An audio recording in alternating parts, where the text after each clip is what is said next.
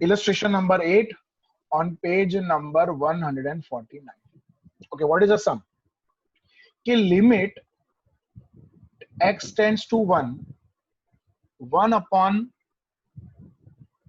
x minus 1 by tabular method. अब बेटा आपको मैं एक बात बताता हूं. पहली बात तो इसका लिमिट पॉसिबल नहीं है. क्यों नहीं है? I will show you. चलो, जहां पे x है वहां पे 1 रख के देखो तो एक बार. सो 1 upon 1 minus 1, so it is 1 upon 0. This is not possible because it tends to infinity. This is not defined. इसका मतलब ये है कि इसका लिमिट एग्जिस्ट नहीं करता है. The limit of this particular function does not exist. और बेटा दूसरी बात, आप देख सकते हो कुछ कॉमन भी नहीं है. अच्छा, कॉमन होता तो ऊपर नीचे 0 0 आता, बट यहाँ कैसे है? ऊपर 1 आया, नीचे 0 आया. ये बात समझ लो बेटा. ऊपर 1 आया और नीचे क्या आया? तुम्हारा 0 आया. This is not defined, this is infinity. अब अगर मुझे ये टेबुलर फॉर्म में करना है, मुझे बोला हुआ है टेबुलर फॉर्म से करना है, so I have no other option. So we will draw a table like this, which we draw in almost all the sums, and I will take x on the left side, and then I will take x on the right side. Okay, my function is 1 upon x minus 1. Okay, and here I will take x on the right side, and then I will take fx as 1 upon x minus 1. So let us start. 1, ये मान लो आपकी number line है, ये 1 है, तो 1 के left side कौन आएगा? 0.9, 0.99, 0.999. और राइट साइड कौन आएगा? 1.1, 1.01, 1.00. Okay, so let us place the value. So 1 upon 0.9 minus 1, so it is 1 upon minus 0.1, so I think this will give you minus 10. Then 1 upon 0.99 minus 1, that is 1 upon minus 0.01. You can check, this will give you minus 100. अब check कर लो calculator में. 1 upon 0.01, you will get 100, क्योंकि सीधा हिसाब है. ये 1 upon 100 हुआ बेटा, और 100 ऊपर चला जाएगा. फिर 1 upon 0.999 minus 1, that is 1 upon minus 0.001. So इसका आप करोगे तो minus 1000 आएगा. You can see कोई भी एक फिक्स वैल्यू पे तुम्हारा फंक्शन नहीं आ रहा. ये बात नोट करना बेटा. You are not getting a fixed value.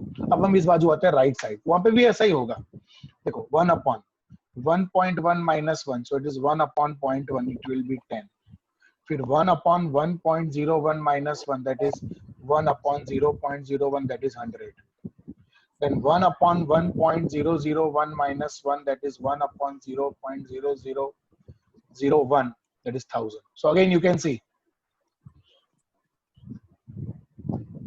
this will go on. फिर आएगी 10,000, फिर आएगा 1 lakh, फिर आएगा 10 lakh. ये सिलसिला यूं ही चलता रहेगा. So हम यहाँ ऐसा बोलेंगे कि when x tends to a number 1, fx does not tends to a number L. Therefore, limit of the function does not exist.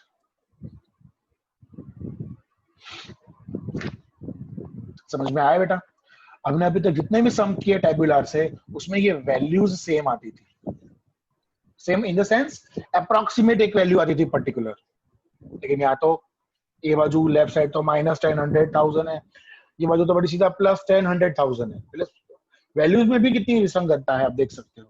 एक बाजू सारी नेगेटिव वैल्यूज और एक बाजू सारी पॉजिटिव वैल्यूज है. अब आ जाओ सम नंबर 2 पे एवरीबॉडी. एक्सरसाइज 4.2 में सम नंबर 2 ऐसा ही है सेम. अब उसमें तो बोल ही दिया है सीधा कि using tabular method show that कि limit x tends to 3, 2 upon x minus 3 does not exist. मतलब पहले से ही they have told us कि exist नहीं करता है, आपको सिर्फ शो करना है. तो how we will do that? So पहले मैं वो रख के देख लेता हूँ सीधा 3. So it is, आप लोग देख सकते हो 2 upon 3 minus 3, so 2 upon 0, this is infinite, hence it is not defined. समझ रहे हो, ये डिफाइंड ही नहीं है कहीं पे भी, जीरो नीचे होना ही नहीं चाहिए, इसका मतलब ये लिमिट इसका एग्जिस्ट करता नहीं है। आइए चेक कर लेते हैं। पहले हम लेते हैं लेफ्ट साइड x,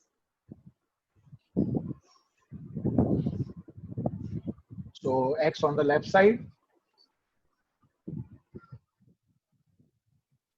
उसके बाद उसका फंक्शन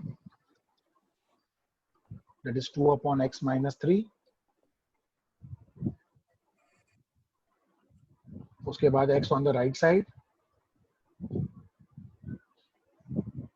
और फिर तुम्हारा fx 2 upon x minus 3।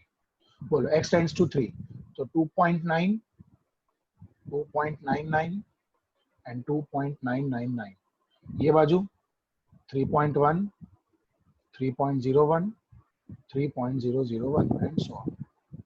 So let us place the values. बोलो 2 upon 2.9 minus 3, so 2 upon minus 0.1, I think that is minus 20. फिर 2 upon 2.99 minus 3, so it is 2 upon minus 0.01, so it is minus 200, as you all can see now. उसके बाद 2 upon 2.999 minus 3, 2 upon minus 0.001, that is minus 2000. So you can see you are not getting a particular value. Okay, in the same manner we'll come on this side.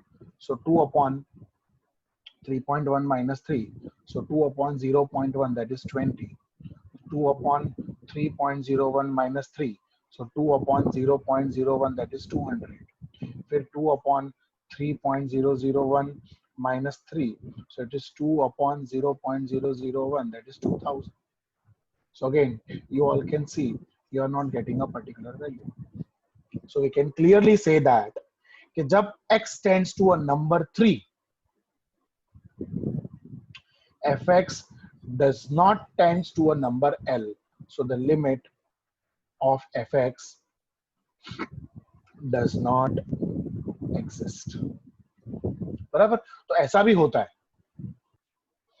अभी तक हमने limit के जितने भी सम किए उसमें क्वेश्चन में लिखा होता था यूजिंग टेबुलर मेथड, लेकिन ना लिखा हो तो वेरी सिंपल, टेबल बनाने की जरूरत ही नहीं है, आप डायरेक्टली उसकी वैल्यू ला सकते हो, you don't have to prepare the table.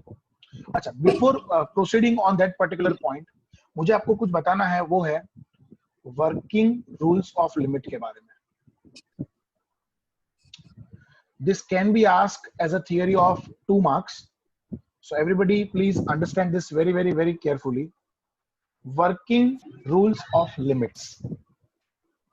अभी working rule of limit ऐसा है कि suppose there are 2 functions, fx and gx, बराबर, ये दोनों फंक्शन है,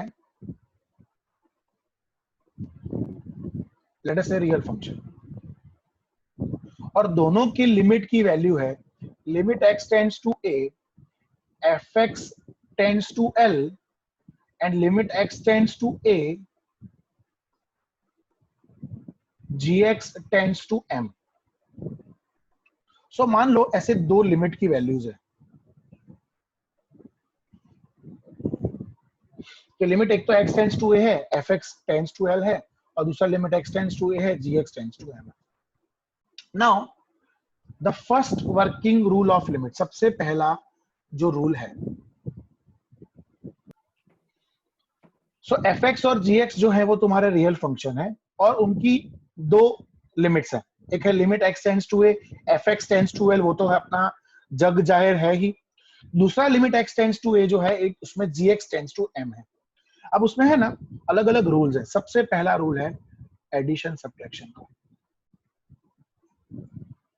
उसमें ऐसा है कि जब दो लिमिट ऐड करते हैं, मतलब जब ऐसा होता है कि limit x tends to a, f of x plus और माइनस g ऑफ x, ठीक है, f ऑफ x प्लस और माइनस g ऑफ x, तो इसकी सीधी वैल्यू होती है l प्लस और minus i।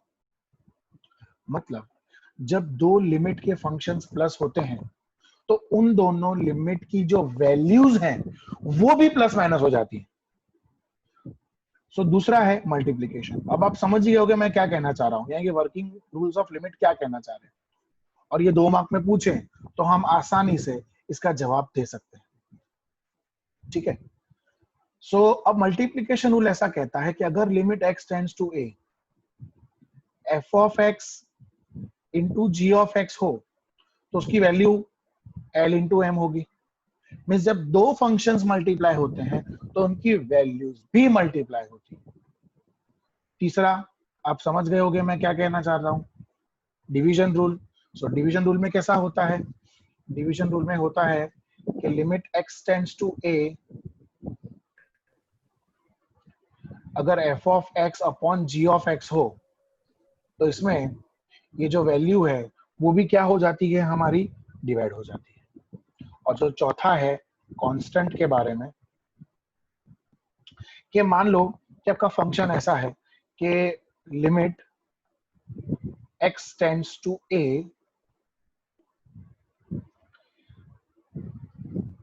k into F X, तो इसकी सीधी वैल्यू है k इंटू एल। और अगर ऐसा है limit x tends to a k into G X, तो उसकी वैल्यू होगी k इंटू m। ठीक है, means when any constant is multiplied with the function, so the value of the function also multiplies with the constant. So these are the 4 working rules of limit, which is on page number 151. Illustration number 10. Find the value of limit x tends to 0, x square plus 5x plus 6 upon x square plus 2x plus 3. अब मैं है ना आपको एक गुरु मंत्र देता हूं, वो याद रखना लिमिट के लिए।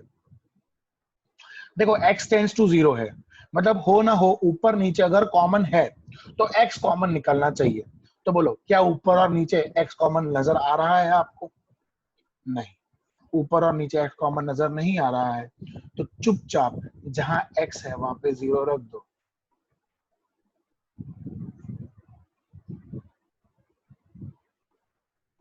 So 0 plus 0 plus 6, 6. 0 plus 0 plus 3, 3. So the answer is 2. So मैं ऐसा बोलूंगा कि when x tends to 0, fx tends to 2. As simple as that. Sum is over. वार्ता पूरी थी। अब अभी जाओ इलस्ट्रेशन नंबर 11 ऊपर। बोलो क्या इलस्ट्रेशन 11 में? अच्छा, इसमें बोला नहीं है टेबुलर, इसलिए मैं टेबल नहीं बना रहा। और अगर बोला होता कि यूजिंग टेबुलर तो टेबल बनाना पड़ता, लेकिन अब वो सम खत्म हो गए। अब सारे नॉन टेबुलर सम्स ही हमें करने हैं, बराबर। सो नॉन टेबुलर में हमको सिर्फ वैल्यू प्लेस अप करके पुट अप करके वैल्यू लानी है, दैट्स इट। सो फंक्शन की वैल्यू 2 आ गई, that's it, over. Okay, illustration 11, limit x tends to कौन है? 2, 2x plus 3 upon x minus 1। अब बेटा फिर से x टेंड्स टू 2 है, तो अगर x टेंड्स टू 2 है तो 2 यहां आ गया, तो ऊपर नीचे x माइनस 2 कॉमन निकलना चाहिए, ये तो कंफर्म हो गया। नहीं है, नहीं है ना, तो नहीं है, तो नहीं है, तो नहीं है, सीधा x में 2 रख दो। सो 2 इंटू 2 प्लस 3 अपॉन 2 माइनस 1, 2 2 जा 4 plus 3, 2 minus 1 1, 4 plus 3 7, some is over. बोलो ये सम तुमको 4 मार्क के आते हैं, ठीक है। ओके, उसके बाद इलस्ट्रेशन नंबर 12। बोलो limit x tends to 3, x square minus 2x minus 3 upon x square minus 5x plus 6। अब हो ना हो ऊपर और नीचे x माइनस 3 कॉमन निकलना चाहिए। आइए देखते हैं। बोलो 3 के फैक्टर्स जिससे 2 मिले, 3 के फैक्टर जिससे 2 मिले मतलब 3 1 जा माइनस 3 और प्लस 1 ना, बिकॉज मुझे दोनों का मल्टीप्लीकेशन माइनस चाहिए, मतलब दोनों का मल्टीप्लीकेशन माइनस 3 चाहिए, दोनों का टोटल भी माइनस 2 ही चाहिए। हो गया। और 1 6 जा 6, 6 के फैक्टर्स जिससे माइनस 5 मिले, सो आई थिंक 3 2 जा नहीं, 6 1 जा करी तो लोचा हो जाएगा बेटा। मुझे मल्टीप्लीकेशन प्लस 6 चाहिए, तो माइनस 3 इंटू माइनस 2 हो गया ना, प्लस 6। 6 वंजा नहीं, पॉसिबल ही नहीं होगा, चेक करके देख लो, मैं आपको दिखाता हूँ। देखो अगर तुम 6 वंजा लेते हो तो तुमको -5 चाहिए, तो -5 तो क्या करेगी, इसको माइनस कर देगी, इसको प्लस कर देगी। तो -6 + 1 -5 तो हुआ, मगर इन दोनों का मल्टीप्लीकेशन -6 हुआ, जो कि हमें नहीं चाहिए, हमें तो +6 चाहिए। विचारू पड़ा वो। सो x² - 3x + x - 3 upon x² - 3x - 2x + 6. So let us have the common now. बोलो limit x tends to 3, x common x - 3 plus 1 common x - 3 upon x common x - 3 minus 2 common x - 3. So that is limit x tends to 3, x - 3 x plus 1 upon x - 3 x - 2. So x - 3 x - 3 cancel, ये तो होना ही था because x tends to 3 है। अब जो बचा उसको हम लिख लेते हैं। So limit x tends to 3, क्या बचा, x plus 1 upon x minus 2, और अब इसमें 3 रख दो। सो 3 plus 1 upon 3 minus 2, so it is 4 upon 1. So my answer is 4. देखो पूरा चैप्टर जो है ना बेटा, it is based on factorisation. If you know the factors well, then you won't find any problem in this particular sums. Now let us go to the next illustration, illustration number 30.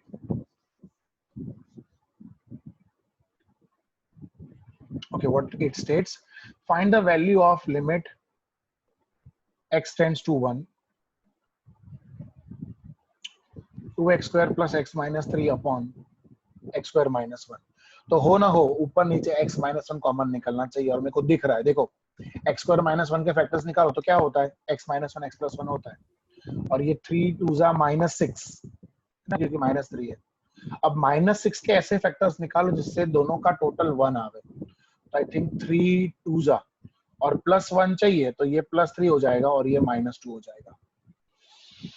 So that is going to give me limit x tends to 1, 2x² plus 3x minus 2x minus 3 upon a² minus b², ठीक है।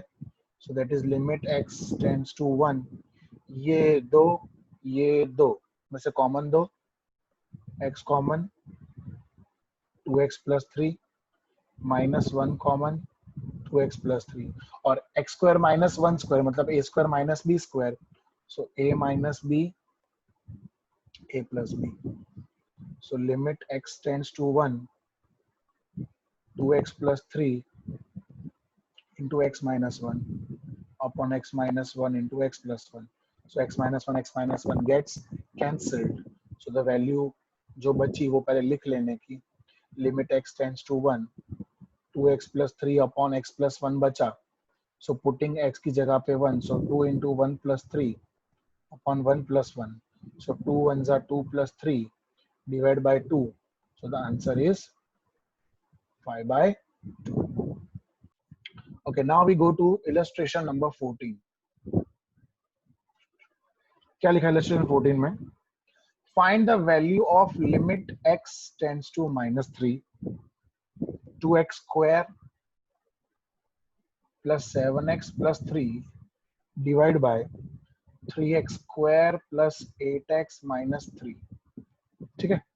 So 3 2s are 6, 6 के factor 7 मिले, obviously 6 1 ही करना पड़ेगा और दोनों ही plus में आएंगे, और 3 into -3 એટલે -9, -9 के फैक्टर्स 8 मिले मतलब 9 1s, और मुझे +8 चाहिए मतलब ये +9 और ये -1, सो मल्टीप्लीकेशन हो गया -9 और दोनों का addition +8. So limit x tends to -3,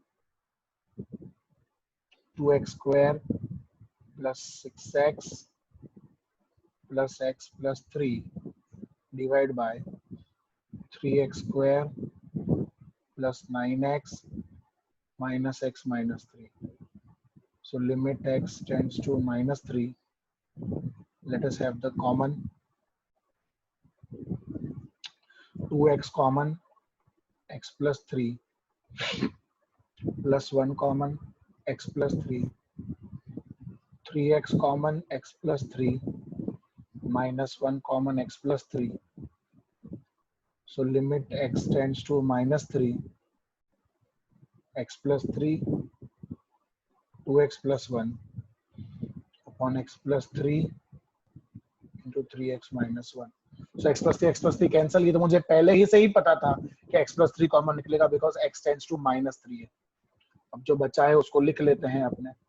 limit x tends to minus 3, 2x plus 1 upon 3x minus 1. So 2 into minus 3 plus 1 upon 3 into minus 3 minus 1. So that is minus 6 plus 1 upon minus 9 minus 1. So that is minus 5 divided by minus 10. So I think the answer is 1/10.